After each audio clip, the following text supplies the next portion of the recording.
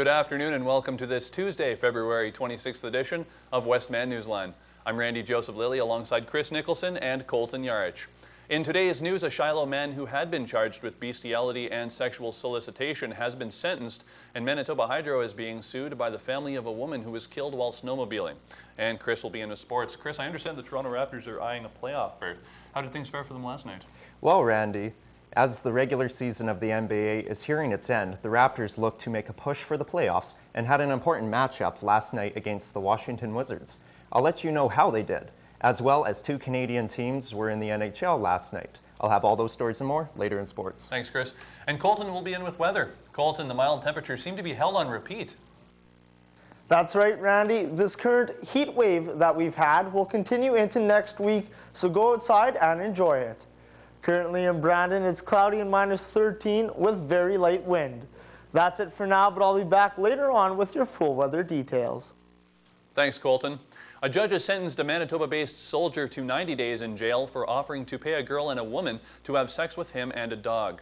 Tyson Larry Shields of CFB Shiloh admitted to contacting the 17-year-old teen and the woman online last September and offering both $2,000 to have sex. The 31-year-old man, who was deployed twice to Afghanistan, also sent both females explicit images of himself.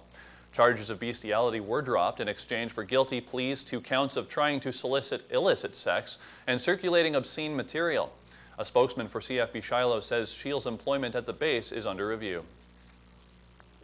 Manitoba's education minister says she won't compromise on proposed anti-bullying legislation that would force schools to accommodate gay and lesbian support groups. Nancy Allen says all students deserve a safe and caring learning environment. Some religious schools are upset over Bill 18 because it proposes that schools must allow student groups that promote respect for sexual orientation. The opposition, progressive conservatives, say the law strips faith-based schools of the right to set rules according to their beliefs.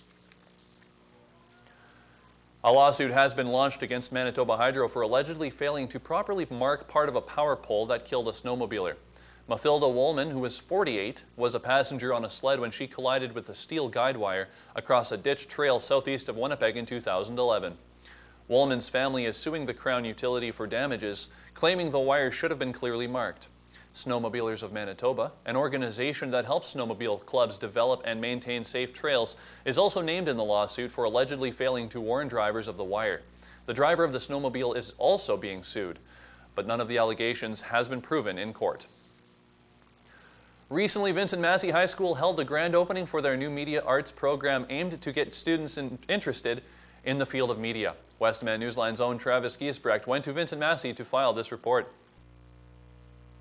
Last Friday was the grand opening of Vincent Massey High School's Media Arts program.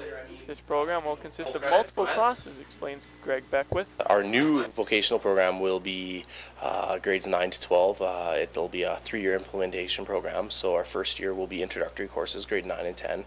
Our second year will be advanced courses, and our third year will be applied courses. With the help of an advisement committee made up of people from the community and Assiniboine Community College's Interactive Media Arts program, the staff at Vincent Massey were able to create a spectacular program. The Assiniboine Community College, and specifically the IMA department, was instrumental in helping us come up with the design and the curriculum objectives, the outcomes we're trying to reach. With the loss of CKX Television in October 2011, the enrollment has been down in the program. However, with this new program and the possibility of being able to transfer credits over the enrollment has been outstanding. We started our program last year and we had 26 students, and we added a couple classes this year, and we saw growth up to 190 students this year. So hopefully if we can continue to show some form of growth. For Westman Newsline, I'm videographer Travis Giesbrecht. Spring has not yet sprung, but beach volleyball is in our very near future. The annual Son of a Beach volleyball tournament will be running next week on the 8th and 9th of March. We'll get a fake break from this cold weather and have a go at our beloved summer sport. As usual, the Keystone Center will play host to Son of a Beach. Though barren and for now, the Manitoba Room will be filled with truckloads of sand, as well as 96 teams trying to win the grand prize. The award this year includes $1,000 cash as well as championship t-shirts. This is the 26th year the Students Association at Assiniboine Community College has staged this event. I am very excited for Son of a Beach this year, and I believe we are very prepared. What you can expect this year is we are mixing up a band and a DJ this year. We are sticking with a local band from Winnipeg, from Morris Entertainment, and they're called Rockbox. And they do a lot of a cover of songs and such, what we're familiar to, and I look forward to hearing and see how it goes. And with that, let's take a look at where today's money markets are currently sitting.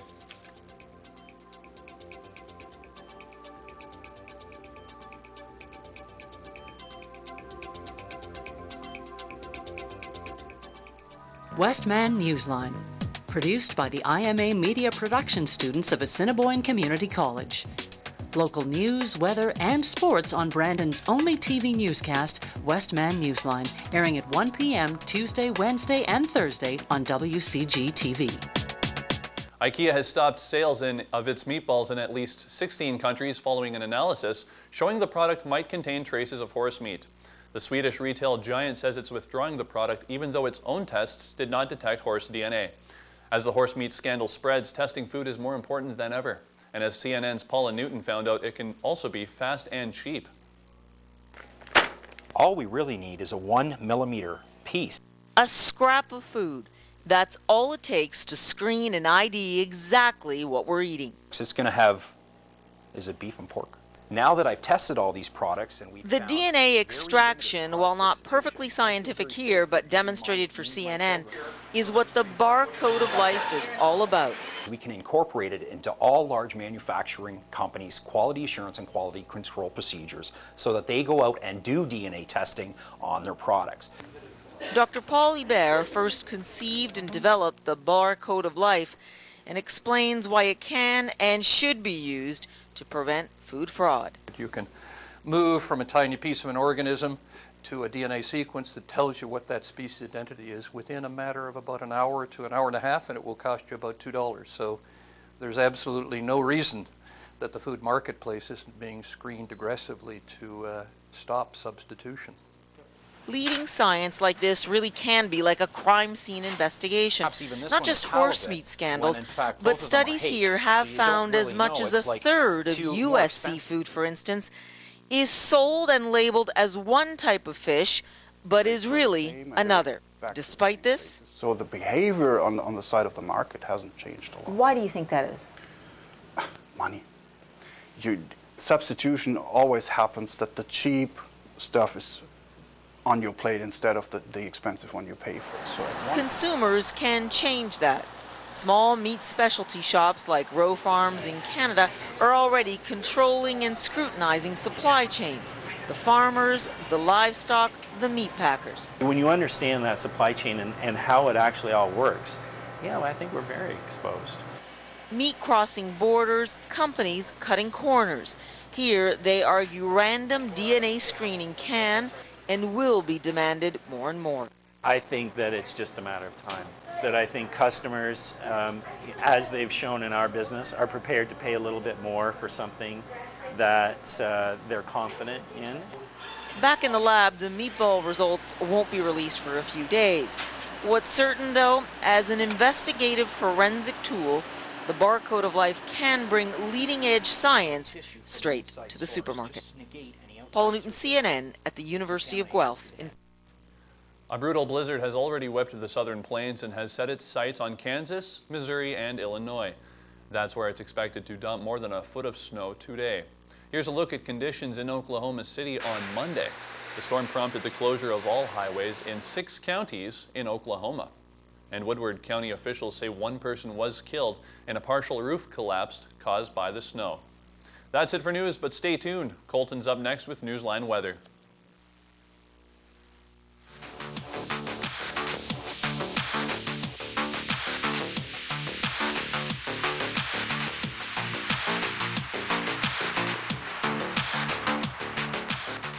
Good afternoon with Newsline Weather. I'm Colton Yarch.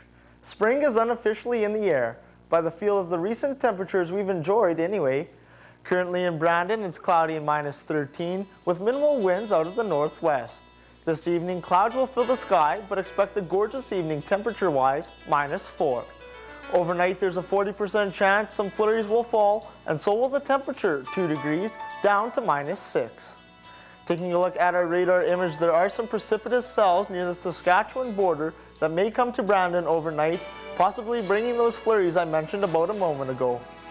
Moving to our satellite image, this cloud coverage from the west coast could make its way to Brandon by the weekend.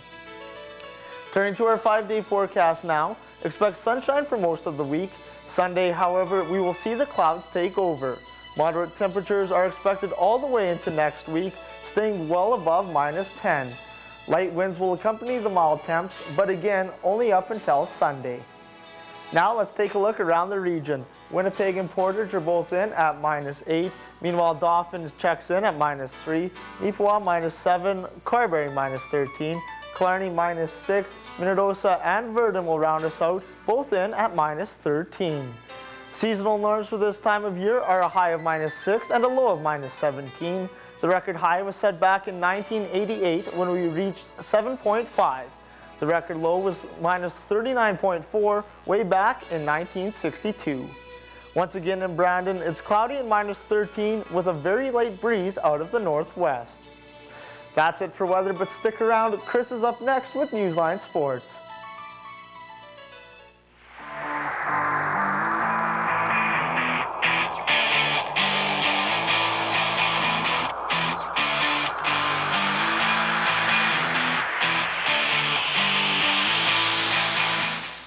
Good afternoon with Newsline Sports. I'm Chris Nicholson. Bradley Beal scored 20 points to lift the Washington Wizards to a 90-84 victory over Toronto on Monday night, handing the Raptors just their second loss in 8 games. DeMar DeRozan topped Toronto with 25 points, while Kyle Lowry added 18 on an ugly night for both teams. The Raptors had been one of the hottest teams in the Eastern Conference in February, but the positive vibes fizzled with Monday's horrible performance that saw the team trailing 63-54 heading into the fourth quarter against the NBA's worst road team. The New England Patriots have a lot more cap room, thanks to their starting quarterback. Tom Brady has reportedly received a 3-year extension from the Patriots worth about $27 million. The 3-time Super Bowl champion will make less than those 3 seasons than the going rate for a star quarterback. Peter Regin scored in the 5th round of the shootout, and Ben Bishop made 44 saves in regulation and overtime Monday, as the Ottawa Senators defeated the Montreal Canadiens 2-1 after Regin gave the Senators the lead in a shootout. Bishop stopped Thomas Plekanec to secure Ottawa's season-high 5th straight win. Carey Price finished the game with 23 saves. Dave Zarzinski scored in the regulation for the Senators, while Andrei Markov replied for the Canadiens. The teams were tied 1-1 after the 2 periods, and it stayed that way in the 3rd and into overtime. Ottawa's Ben Bishop finished with a career best at 44 saves, only allowing 1 goal in the regulation. And Randy, that's it for sports. Thanks, Chris. I couldn't help but notice that you made an appearance in one of our packages regarding Son of a Beach. Yes. It's the biggest event of the year for the Student Association, which you're proud to be a part of. How excited are you for Son of a Beach? I am so excited. I helped it out last year, and this time I'm running it, and it is so exciting. I can't wait to, get all the school spirit together of ACC and see how that turns out. I'm so excited. Yeah, it's one of those things where you absolutely want to be a part of it. I love playing volleyball, and this is the 4th year in a row where I've been unable to get a full team together. But with 96 teams there, I mean, there's so much volleyball even just to go and watch. I know, it's unbelievable, right? And next to that, we also have the social, and we're introducing a band this year to help support our local listeners. Do we know who the band is yet? Yes, it is Rockbox, local Winnipeg band. Oh, look at that. Okay, so brand new information here only on Westman Newsline. 96 teams, it's going to be a great event. Even if you're not playing in volleyball, just go and support the event. It's going to be a lot of fun, and we'll see who will be able to win the surfboard. Absolutely. It'll be very exciting to see. Excellent. Well, that's all the time we have for you today. Thank you for your sports, Chris. Be sure to join us again tomorrow for Brandon's only TV newscast, Westman Newsline.